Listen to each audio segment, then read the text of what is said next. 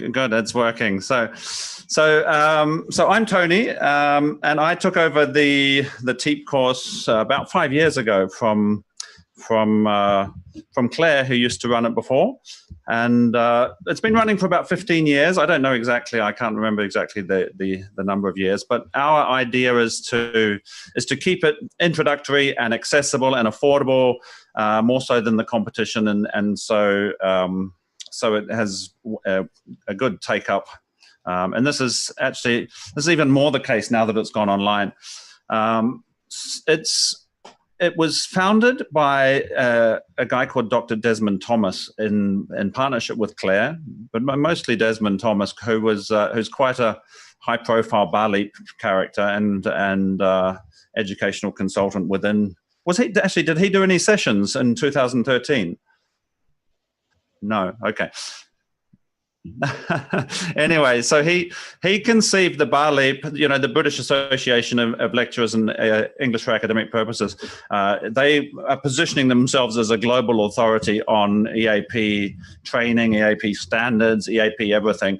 And he co-conceived their teacher competency framework at the same time as conceiving this course. So this course is really been loyal to that framework. It's closely aligned with that framework. It refers to the framework as part of its CPD. I think more now than when you did it, perhaps. So when you guys did it, it was a fortnight intensive course in the summer. It was also run as a part-time sort of several-month course for more local teachers, but with exactly the same curriculum. A couple of times a year. Now we run it 3 times a year. We might even run it 4 because it's been so popular.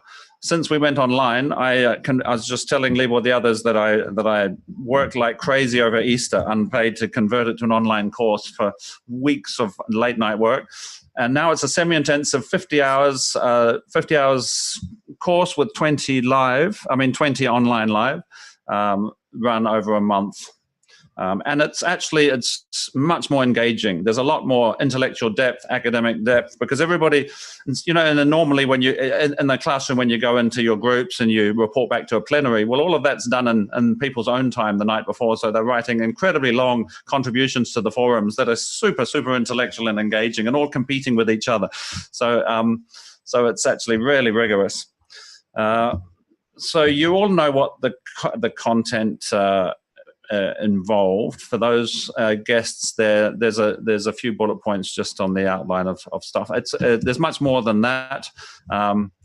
So there's the writing thread, the reading thread, the listening and speaking thread. There's the needs analysis through to materials development thread, and there's a professional development thread. And the assessment, as you lot would well remember, is mainly a group project on materials development, learning materials development, which is exhibited on the final day rather than presented now, with peer evaluation as a core part of that. Plus, you've got classroom observations we'll be returning to soon as this pandemic settles. Student conferencing is a new addition to it, where people have one-to-one time with the EAP students. Assessing academic writing in a moderation session, and active contribution in all the forums. Typical cohorts. Since I've taken over, I've just done a little running analysis of who's actually on our cohorts, and it's usually about 80% of teachers who come from language centers, language teaching backgrounds, ESOL and migrant English backgrounds, EFL, English for additional language teaching in high schools. This is the bulk of it, but we do get a few EAP teachers, sometimes people with quite new EAP experience who just want validation. They want it authenticated a little bit. They want to get some theoretical depth or whatever. Or they've been stuck in ESAP specificity. So, for example, we had one Polish guy who had been teaching English for nuclear physics or something for 25 years or 30 years. He was an old fella. And never used a computer in his life, and never taught outside of what he did. Very, very interesting character. And some people who have had a little bit of work with IELTS and whatever. And then we get a sort of 5% or 10% of extra people, educational managers wanting to cascade the training, or just people in editing, translating, and different, teaching assistants and all sorts of things. And so our screening criteria is just that there's a reasonable mix of teaching experience and relevant qualifications if there's no teaching experience. So somebody who's just done a CELTA, for example, and they've hardly done any tutoring, perhaps a bit of one-to-one, are still absolutely fine. But somebody who has neither, obviously we can't accept them on the course. Now, career progression, we'll be hearing from you guys about that. But my impression from the emails and feedback that I get back is that it's pretty positive once you get a TEAP certificate like this. Even though it's introductory and informal, it's quite useful. So within the UK, a really common progression route is the opportunistic foot in the door, temporary into pre-sessionals, which is because of the labour market, because there's so many teachers available and such unpredictable demand on student numbers, managers, at last minute hire. So there's a lower entry bar to get in, and then people who perform well, people who are good teachers and doing a good job, get rehired into future pre-sessionals, longer pre-sessionals, or in-sessionals, or other programs like foundation programs. Outside of the UK, it's much easier to get into permanent work, I think, but I don't know. I'll hear from you guys on that. But I think private sector is easier than public sector. It's less seasonal, and it's often more prescribed. So there'll be more curriculum management or the use of published textbooks and things like that, in my impression, although I might be wrong. And typical requirements. So for those people applying to or trying to get into flexible casual hours, usually the CELTA or equivalent initiation type courses with any undergraduate degree are usually enough, and having an introductory TEAP course raises the odds a little bit. But for going for permanent work, usually it's a Delta or equivalent, what's known as a qualification, TEFL qualification, with a master's or higher. And sometimes specified that there's a preference for a component like linguistics or TESOL or something as a part of that, or even EAP sometimes specified. And there's often balancing criteria. So if you're in a faculty a university with strong faculties in STEM subjects, for example, you've got a biology degree or a chemistry degree, this sometimes works well for you as well. Or if you've got experience with curriculum delivery, online delivery, and so forth. Those are only impressions, actually. So the proof in the pudding will be hearing from you guys, and not just your experience, but actually people that you know and work alongside and have heard from as well. So that's it from me. I'm more than happy to answer any questions whatsoever.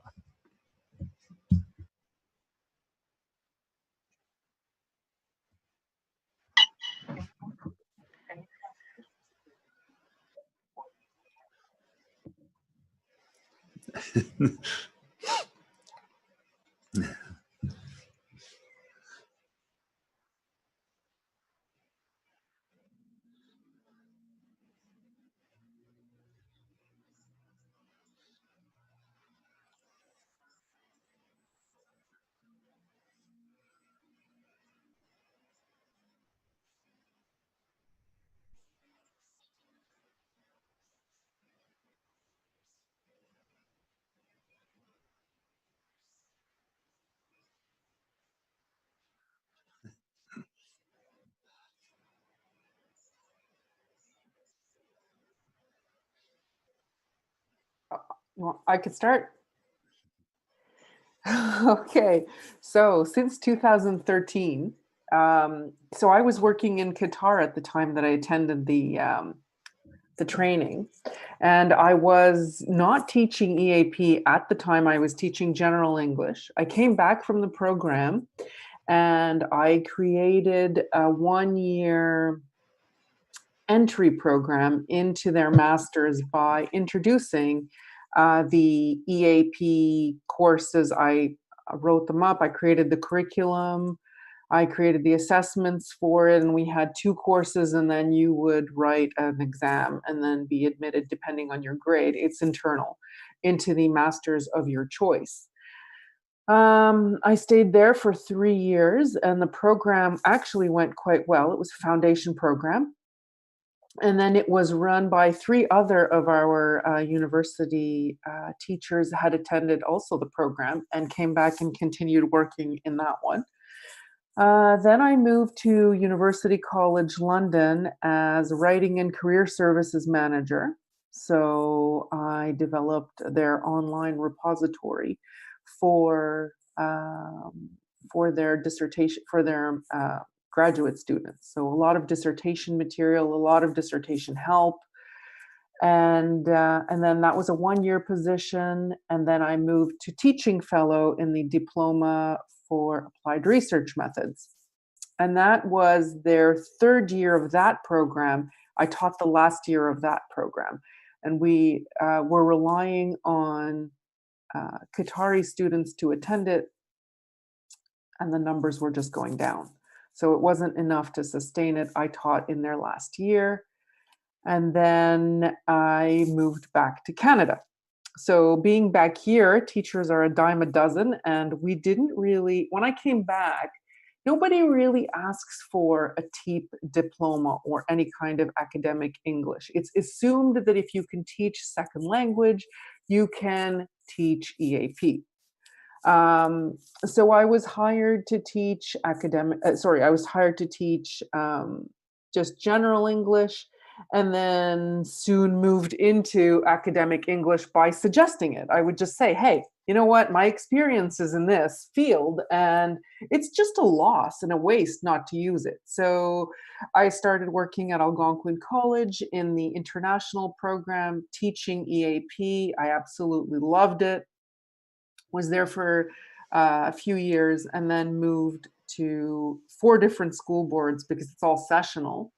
And it would fluctuate depending on student numbers. So if we had students, we had work. If we didn't have students, you'd have to go somewhere else. So, and you'd have to be very flexible. So you're either teaching EAP or you're teaching, you know, whatever job you got. If you got a business English, you're teaching business English, and so on. So I, this year, just started at Carleton University. And I'm actually in the law program. So it'll be quite interesting because my master's degree is actually in human rights law. So I'm kind of hoping I'll be able to finally, after 7 years, to apply what I've learned in the program using using content to create authentic material, give them that real life experience, have them motivated, because they're intrinsically motivated if they know that the language they're learning is the language they're going to need. And I've missed this teaching just general academic English because students struggle to learn it. It's not easy, particularly if you're a writing instructor, as I was.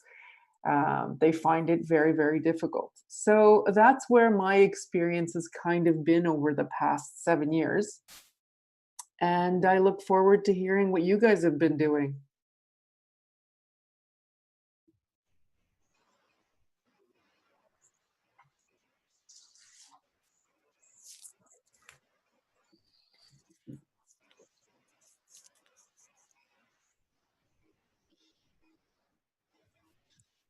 Can we ask questions after each one, or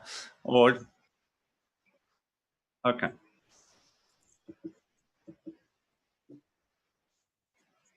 Okay.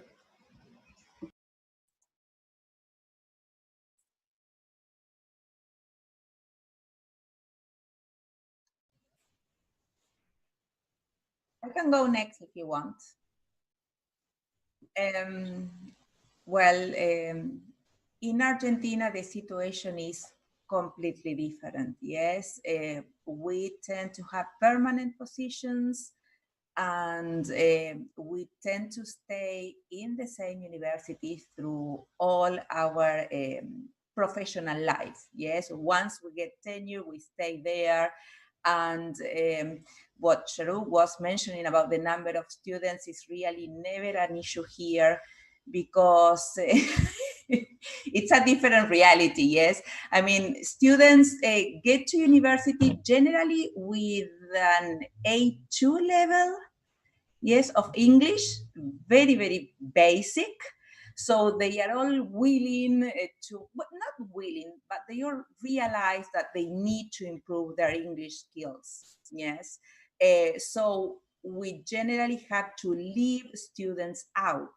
Yes, because we don't have enough teachers to teach them. And we teach them general English. Yes.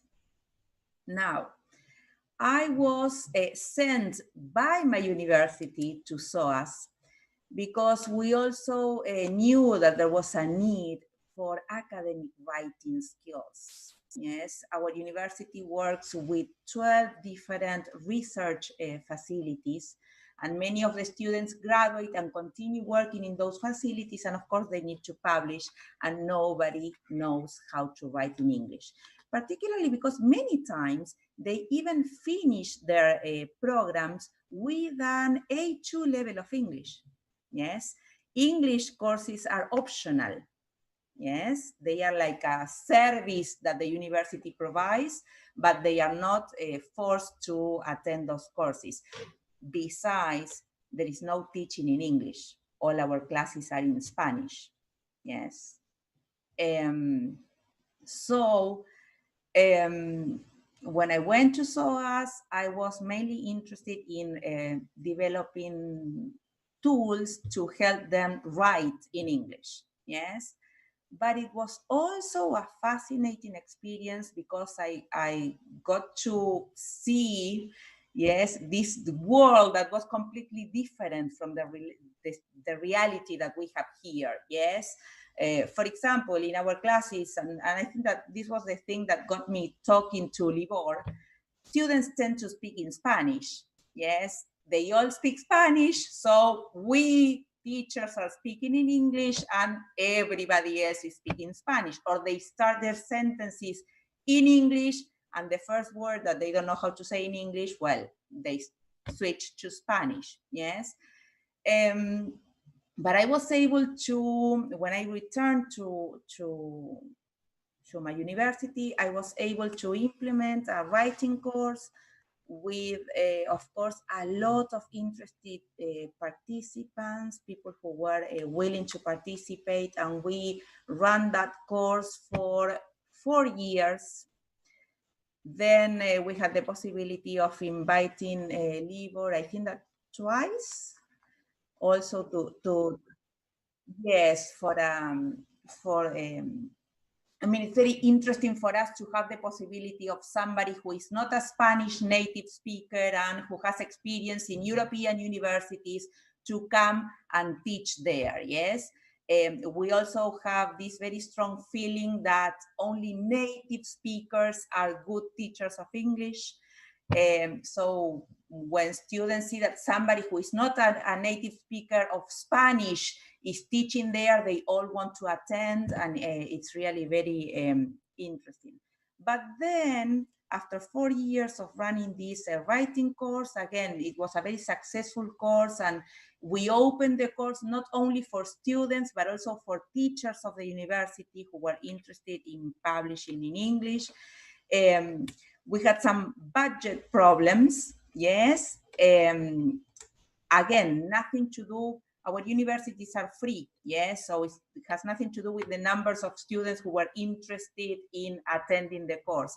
But the thing is that there were so many students with an A2 level who needed to achieve at least a B1 that I was assigned again to regular, to general English courses, to have a wider offer for our students.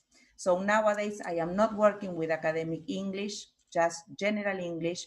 Nevertheless, I receive, for example, emails of people who know that some years ago, I taught academic writing and they need some help with an abstract or things like that, and I tend to help.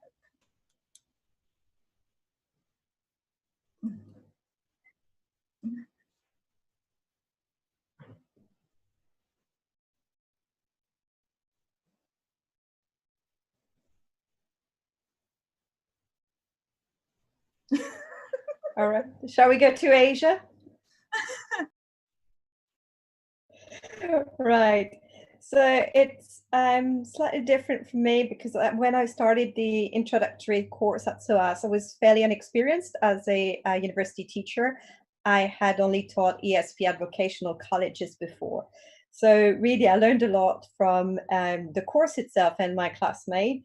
And I think I will always remember Shrouk saying, sharing her experience and saying like her university was expecting to take her students from 0 to heroes. And I couldn't really get that, but now that I'm in Japan, I totally understand what she meant. But I'm skipping a bit ahead. So after attending the course at SOAS, I mostly taught in the UK. So different processionals. So SOAS first, then I did King's College London, but mostly processionals year round. And it also means that the cohorts I was teaching, well, were quite good at English. I mean, in order to get their visa anyway, they need to get a B1 level at least. And so it meant that I didn't have A2 level students. They had at least a B1 level, so we could focus on some academic skills and apply some of the principles we discussed in the TEAP class. So that was all lovely. But then I moved to Japan, and that's a completely different world here. I'm finishing my contract at a university that currently ranks at 21st in the Times Higher Education this year, so it's not about university. But I was really shocked with how much scaffolding the students needed. Like they could speak English, but they had no idea what academic English meant. And what having a discussion meant, what having an argument meant, and that was quite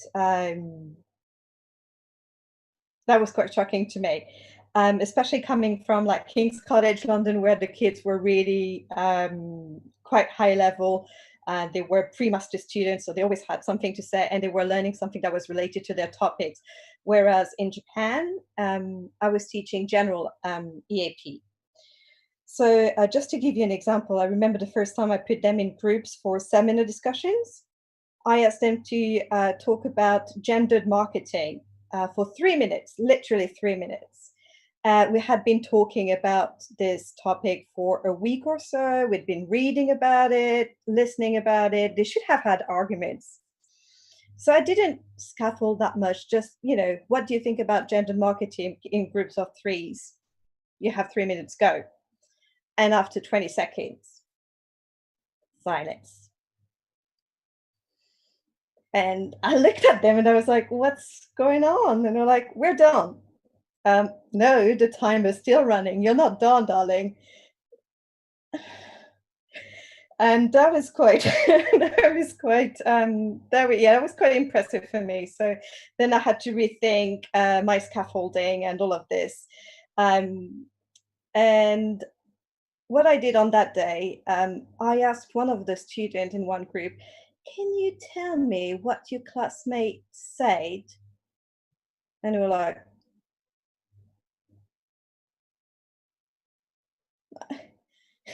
how can you have a discussion if you don't know what he or she said? And that's when it was almost like a light bulb moment. Like I realized they were not focusing on the process at all. They were like, just, okay, this is a speaking task. I must speak and I'm going to say something, and that's it.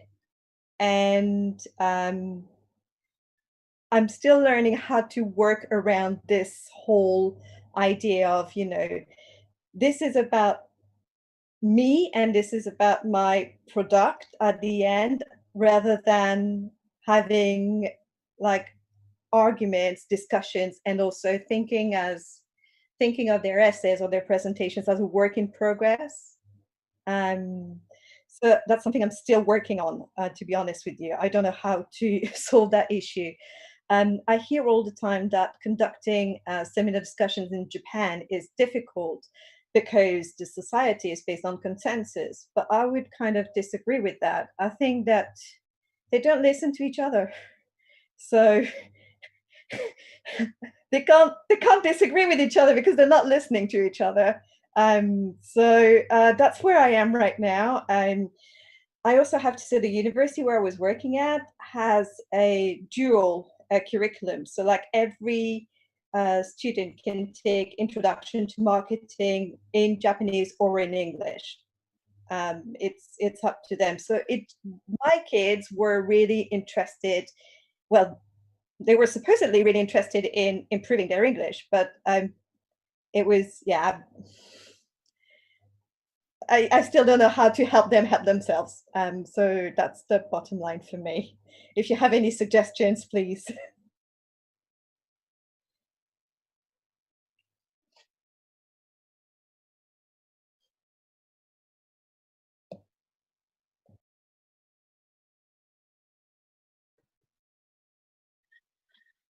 Hello. Yes, I can't share video at the same time because it makes the internet connection go strange.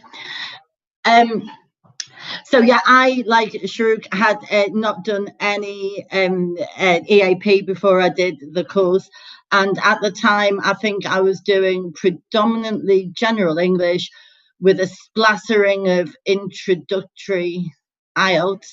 Then I stayed on at SOAS and did a bit of teaching after that course, and then when I got back, my language school decided that it was so exciting that I'd worked for a university in London that they then put me on an accelerated IELTS course for like 6 months. So it was just IELTS every morning, every night.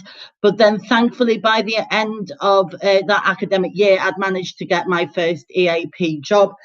And so in England at the minute, a lot of EAP jobs are through language franchises. So at the time I was working for Liverpool John Moores University, and I was in a language franchise called Study Group, and I was in and out of John Moores pretty much. I was there for probably 2 years all the time, and then I've done pre-sessionals at John Moores, University of Warwick, University of Durham about 4 times, University of Newcastle, University of Liverpool, but I'd usually bob back to John Moores where I was teaching foundation. So they were students coming in at 4.5, often Arabic men who sometimes hadn't really made the choice to come to Liverpool themselves, but it had been their organisation's choice or their sponsor's choice. And so they'd come in for a foundation programme, which would then, their progression pathway would be undergraduate programmes in Liverpool John Moores University. Then I had a break from it all and I went to University of Greenwich where I did academic support. So that was like EAP, but this was for native English speakers, because by that time, this was about 4 years ago, they'd realised that as many native English speakers need help with English as non-native English students. Then I moved back up to Liverpool and did some more work in Durham. And for the last 2 years, until literally midday today, I have been working for University of Newcastle, but for a language franchise called Into. And I have taught academic English, in-sessional English, their pre-sessional and international year 1. And I am also an external examiner for University of Staffordshire, where I do examining of 2 of their satellite universities in China to make sure that their foundation programs are in line with British standards. That's it. That's me.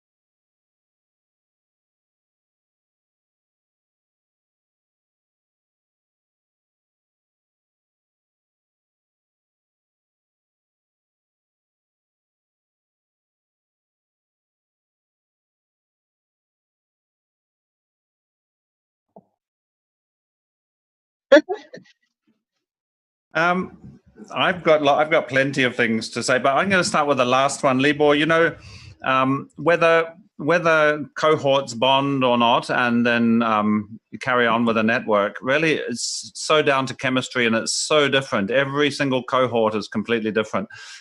So the 2 cohorts this year, the first one of 11, they were all really stimulating, sophisticated thinkers. And they're all like, you know, they were all on WhatsApp groups, and they're like, you know, carrying on networking. But the August course, they were far more dry, a little bit fearful and dry, and not so engaged. Well, they were engaged, but they, you know, slightly lacking in humor, and they didn't really bond. So that really depends. It's really nice when it happens.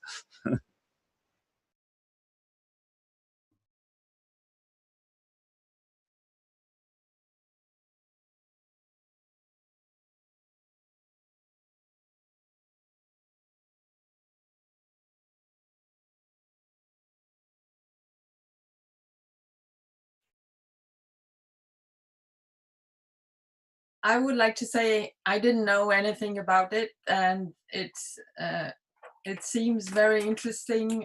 Not maybe so much for me any longer, but for my sons. Although they have attended, they speak fluently English fluently, but they don't maybe write that much. And I think it's good to have such a thing for your professional development.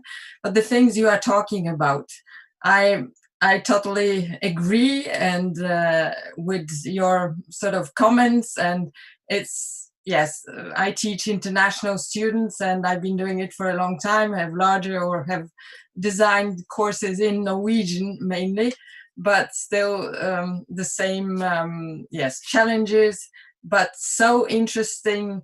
And I feel it makes you rich, and then you have. I talked about it today in my presentation, although it wasn't, yes, it was courses, tailored courses for academics in Oslo. But this, I mentioned the word pedagogical noticing. If you have this baggage of experiences and different cultures who meet each other, and you meet them as well, and you see similarities, but you see differences as well. And then you can, in a way,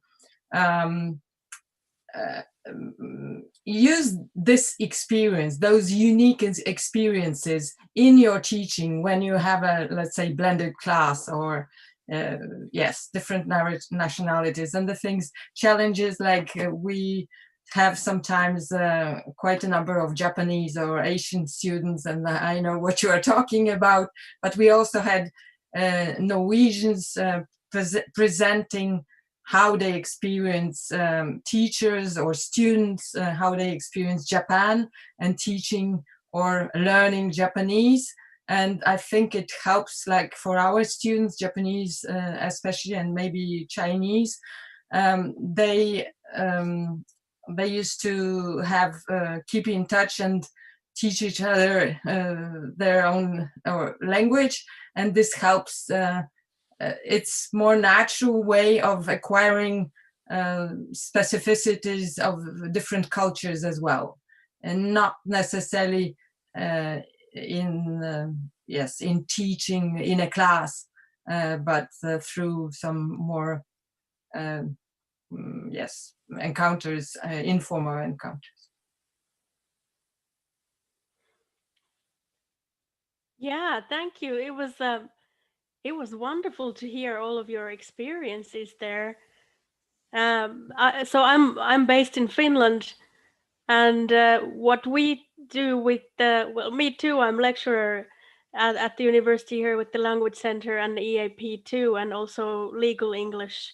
So indeed, I can relate to all the examples that you said, because of course in the classes what we have too is a whole variety of language skills levels all in one.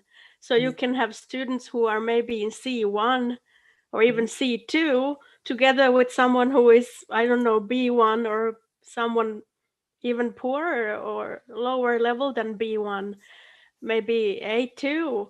So it's I would love to actually hear, was it Constanza who was saying that you used to teach, oh wait a minute, who was it? I get confused now, that you used to teach EAP, but then you had to go to general English, because we've been asked at the language center where I work, all the time we are being asked for general English courses, but we don't have the resources at the moment for that. So we just keep doing EAP, and we try to help our students who would need more support. There are not that many of them, but really, at the moment we can't. We just tell them, there's the community college, give it a go. So yeah, but it was very interesting. Thank you. I would be interested in hearing how you then design something to prepare the students for, through general English towards the EAP, perhaps.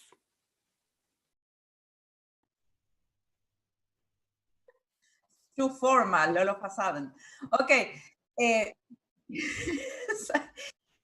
Yes, Susanna, I think that it was me. I taught academic writing for 4 years, and then I was required to return to our general English classes due to lack of resources and the fact that most of our students require to reach at least a B1 level when they exit university, yes. And at the moment, honestly, I cannot tell you how we prepare students, because actually we don't, yes. All our courses nowadays are general English courses. And academic English is not something that is widely appreciated during the university years. People start realizing that they need academic English skills once they graduate and they start their professional careers. Because again, remember what I told you, that all our classes are taught in Spanish. Right, yeah? right. We do have, somebody mentioned, I don't know if it was, I think that it was EU that said that English natives also need some support for academic English. And that is interesting, because that is actually happened with our students with Spanish. Yes, nowadays our university is offering some Spanish writing courses for our Spanish native speakers, because they don't have the necessary skills to write in Spanish or in English. Yes, but I am sorry, Susanna, I cannot tell you how we prepare them, because we actually don't. Okay. Can I jump in and fill the gap there? So, the transition from general to EAP is really characterized by the focus shift towards genre, recognizing genre and reproducing genre, deconstructing genre and reconstructing genre as assessment output in academic life. And that is so much more functional, and it's so much more just like learning a landscape, so there's that. And then the other side, not as important, but also fairly important, is the competency-based stuff. So, speaking in seminars and and the study skills and all of that. Yeah. So it's that would be really the transition, and much less focus on language. Really, you've got all the supportive language stuff like vocabulary acquisition and that sort of stuff, but and stylistic aspects of writing, but it's much less in primary. Can I jump in? So I've had this experience moving from teaching academic, creating that line between the general English and then the movement into academic English, and what I've discovered practically every time is that your students have to be, so to do is what Tony's saying, is that your students have to be at a level where they're actually ready to learn the strategies. And you're now it's like oil and water, right? You're not Mhm. teaching the language anymore, but you're teaching the strategies required Yeah. to study a particular, in a particular discipline. That's very difficult to do. And you'll find that, well, in my own experience, a lot of the courses that I taught in EAP were titled EAP, but actually were like that it was exactly that line between the oil and the water, where you're teaching language, right? But you're teaching it, the point is you're teaching it not explicitly. You're trying to get that skill across, but at the same time, you're giving them the language that they need to move forward. And then slowly you're pulling the language away and moving more into the EAP. I've also taught when I was teaching at college, and I was teaching very interesting, I taught First Nations, whose language is their own first and then English, right? And we don't think of doing that. And it was a very interesting program. I had a lot of Métis and Algonquin First Nations students in my class, and it's a course for Canadian students. It's not international. It was an EAP program made for Canadians, very successful. And I'll tell you, it was very much needed. And so interesting, because when we talk about Canadian students, we lump these students into this group when actually they're a lot like what Sophie was talking about. So you put them in groups and you ask them to debate, and they're all sitting there, poker face. Nobody's speaking. Oh, They're all yes. looking at each other. They're extremely shy. And to get them to speak, it's like coaxing them into something. So Sophie, I was going to move into telling you what I would do was I would actually make them watch a debate, and then we would kind of mimic it. It's so, they're acting it. But in a way, they kind of get into it that way, because I found it very difficult to get them to participate. They don't come from an oral language. They don't speak it. They write, they'll draw, but they don't want to participate that way. So anyhow, quite interesting to teach First Nations in my experience. I mean, I would have loved to do it for longer, but again, here, unfortunately, not like Constanza, I'm thinking of moving down there. We are tied to numbers. So we get a class if we have the numbers, and if we don't, then we don't. Thank you for that. Sorry, just a quick one. Yeah, this is exactly what happens in Finland when we start doing debates. Everyone is quiet. But anyway, it's just beautiful. Matt, can I jump in with a little suggestion for that? So Sophie mentions more scaffolding, and that's exactly what you need. You know, critical thinking is a competency they need. And so to give them separate arguments to a debate and put them in separate groups, and if you just naturally let them focus on that argument, then you bring them back and pair them or do a debate, it works every time. Oh yeah, and if I may, sorry. I'm afraid that's a technique that I normally use, and I use quite a bit in the UK. Fell flat. Flat. See what happens in Finland, if I may also. It's a very interesting discussion. I have to do it every time. It never works if we are in a larger group. Never ever. It never works. I have to always put the students in smaller groups, such as groups of 4 or 5. And then when they think that no one is listening to them, they have the courage to start talking. So that kind of scaffolding too. Yeah, there is that as well. And sorry, just one last what point. age? What age are they? My kids? Depends, between 18 and 21. What we do, because that's something they do in high schools a lot, we have one discussion leader that is in charge of making sure that everybody speaks. And then what I also do with other teachers, we have one person that has to disagree all the time, and that's his job, and another person that has another role, which is to summarize what has been said. And the groups are no bigger than 4. 3 is ideal, 4 is max, above 5, forget about it.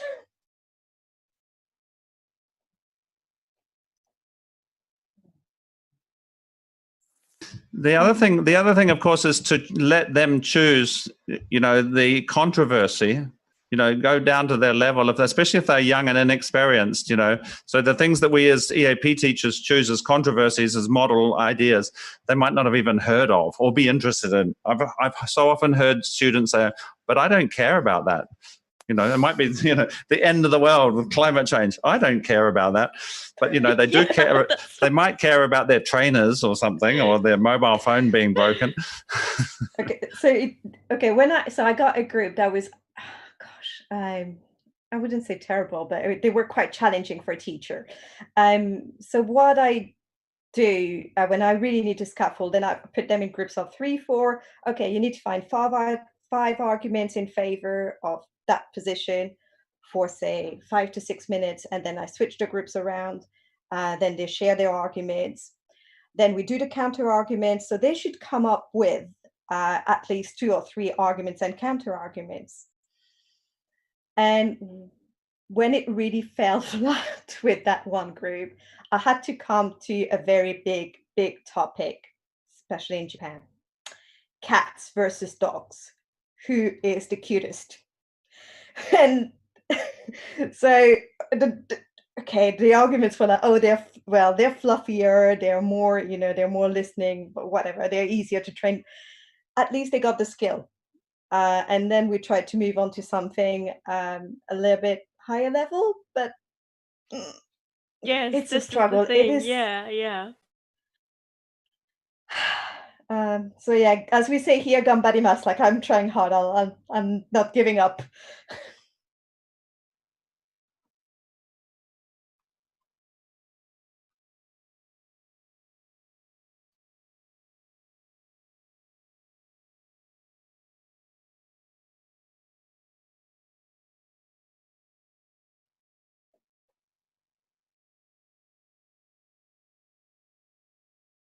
I would like to. Can I raise? Thanks. Oh, no. Sorry. Can I raise something that relates to Constanza and Shrouk, which was that with an EAP career, you have so many peripheral spin-offs. So, you were talking about legal English and getting involved in that. Constanza, you were talking about, I think you mentioned, the sort of ecosystem in your university of peripheral activity and stuff.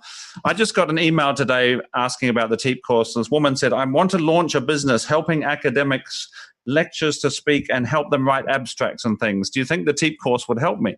And she sounded very businesslike, And in my own sort of coaching outside of this, I often get lecturers, I often get academic related stuff and editing and all sorts of stuff. So I just thought I'd raise that and throw that in as a hen and the chickens, that at the end of this thing, that a lot of us have a lot of networks and things that are loosely related to academia that are actually revenue streams. Mm-hmm.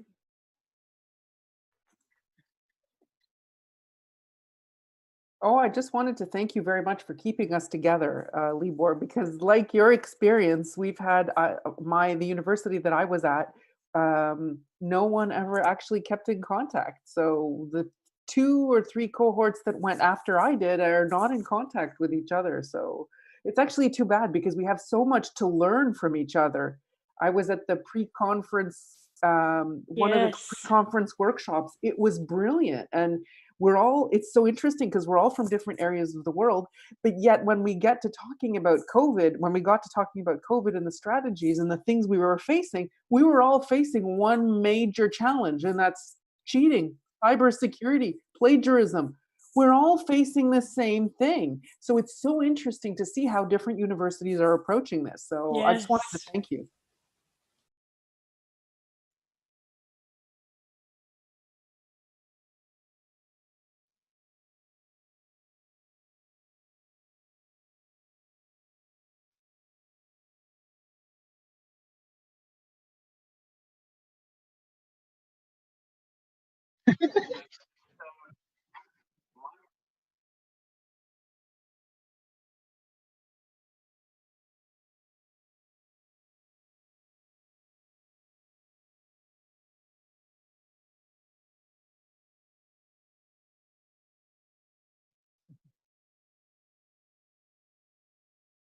Can I just say something? Thank you, Libor, for letting me in and see how you work. Although I wasn't aware that was, you know, a group that you worked together and you kept in touch for a longer time. But I think it's very interesting, and for me as well.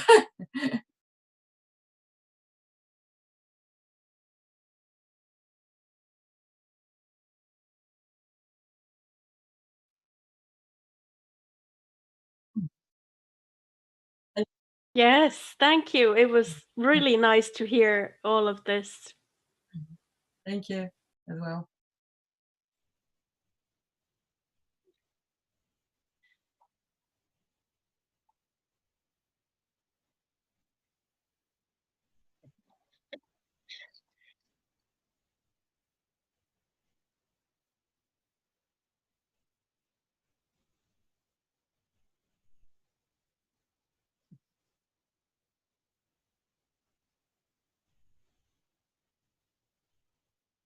It's Saturday.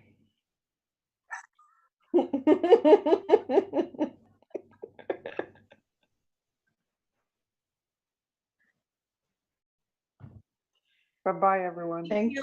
Thank you. Bye-bye. Bye. Bye.